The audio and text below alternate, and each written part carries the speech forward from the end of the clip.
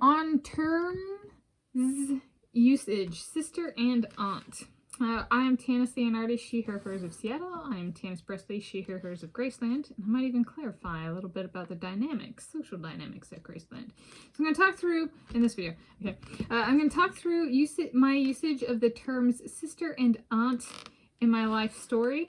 Sister I have used in family, swim team, and sorority contexts. So it is a non-unique identifier in my life story. If I say somebody is my sister, it does not point to any one individual. Reality check. Aunt I have used in family and social contexts, meaning it is a non-unique identifier. So if I refer to somebody as my aunt, reality check, it's not in per my what I've actually used in life, that does not refer to any one particular person. Reality check. Now, if somebody who I've encountered or is in my life story in the sense of like I've interacted with them and I say sister and they're like, oh my god, that's about me,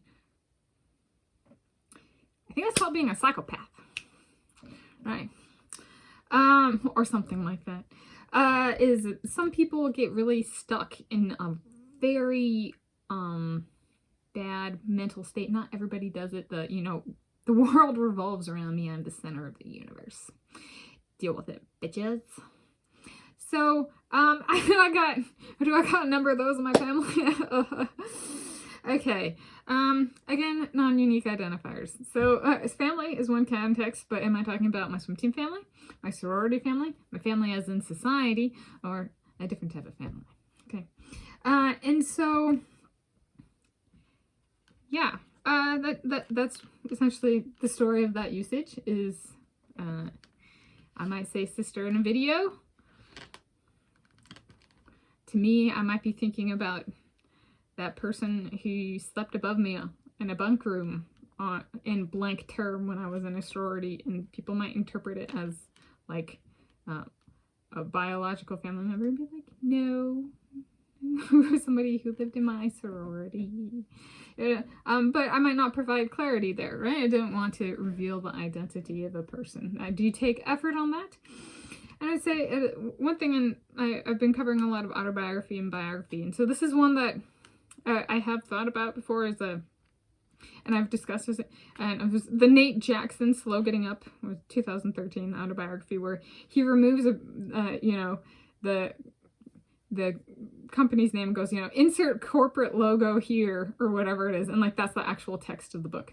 It was like, when people are problematic, and they're like, don't speak about me, or don't take pictures of me, or stuff like that. I'm like, well, then it would be kind of obvious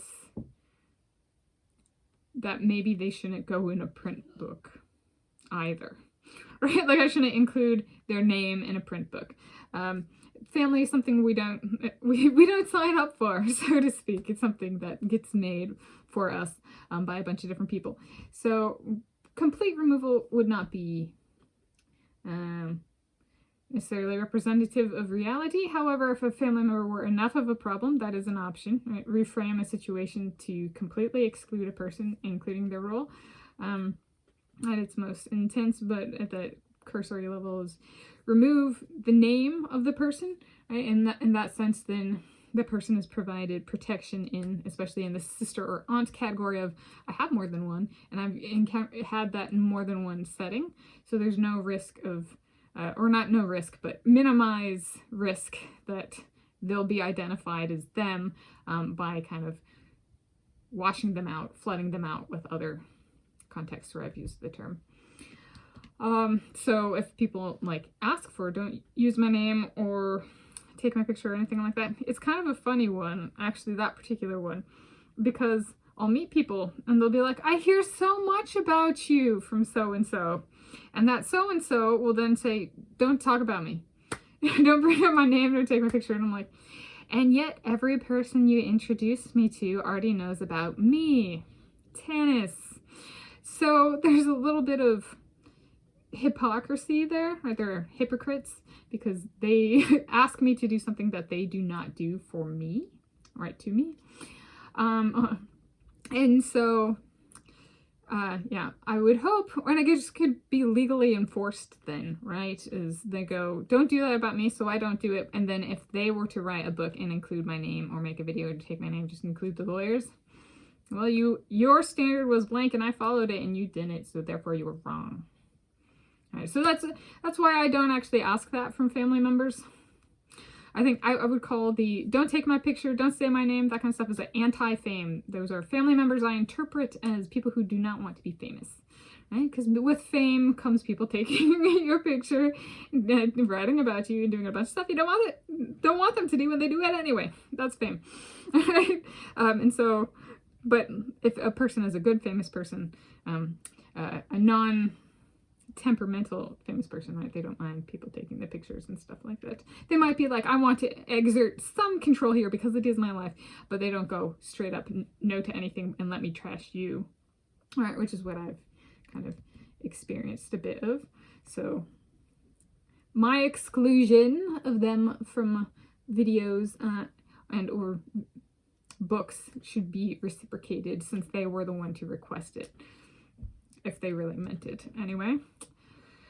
And then, let's see, it says, it builds up to, the Graceland of me and my Elvis Presley may not be like the Graceland of Elvis Presley past. So Elvis Presley had this house in Graceland on the road out of Highway 51 out of Memphis down towards Tennessee.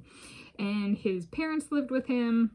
He was an only child. The mom miscarried 2 other babies. And so, per what I've seen in the movies and the books, right? So I'm assuming I'm okay with saying that here, or not assuming, guessing, trying, experimenting, right? Putting feelers out. It's good to make videos. That way I know, okay, no, if this really is triggering, just remove them from their name from my book, right? That kind of stuff. It's auditions. If you react to this, you don't need to be in my life story, at the very least at name level. Right, and so that applies to the home life as well, Graceland. So Graceland, a reference to my Elvis Presley and my house. We have yet to buy, right? If somebody is being like, don't take my picture, don't take my name, you should change everything, and I'm going to talk about you, and I already do talk about you, but you know, you really shouldn't do that, even though I do that, you know, you're not welcome at our home. You're not welcome at Graceland. It's not going to be the Graceland of Elvis Presley, where his parents lived with him, and his parents' siblings and offspring, you know, that kind of, like, it was like a huge ordeal. There were trailers, there was the extended family, right? That's very clearly, right? Well, since Elvis Presley was the only child, I wouldn't extend my siblings anyway. Do I even have a biological sister? Maybe not. So there we go. Right, is don't forget that request of don't do that about me. I might actually feel about the person making that request. I'm just the smarter of the two to not actually say it. Yes. It's a called emotional intelligence, you know, and sometimes people lack a little bit of that.